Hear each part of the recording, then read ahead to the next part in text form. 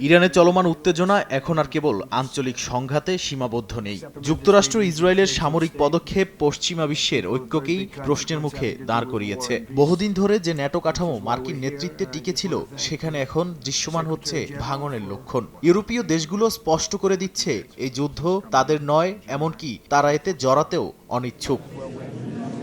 Germany, France, যুক্তরাজ্য, Spain সহ বেশ কয়েকটি ইউরোপীয় শক্তি সরাসরি সামরিক অংশগ্রহণ প্রত্যাখ্যান করেছে। তাদের অভিযোগ, যুক্তরাষ্ট্র কোনো পরামর্শ ছাড়াই সংঘাতে জড়িয়েছে। এখন দেয়ালে পিঠ ঠেকে যাওয়ায় মিত্রদের সমর্থন চাচ্ছে। এই অবস্থান ন্যাটোকে একটি সমন্বিত জোট থেকে ধীরে ধীরে একতরফা সিদ্ধান্তের অনুসারী ব্যবস্থায় পরিণত করার ঝুঁকি তৈরি হচ্ছে। তাই জোটের ভেতরে আস্থার সংকট বাড়ছে বলেই মনে করেন আন্তর্জাতিক সম্পর্ক বিশ্লেষকরা।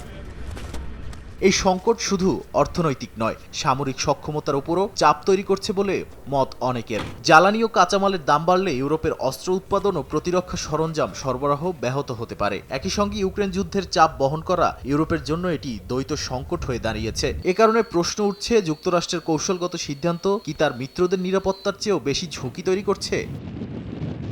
নাদিম মারজান, সময় সংবাদ।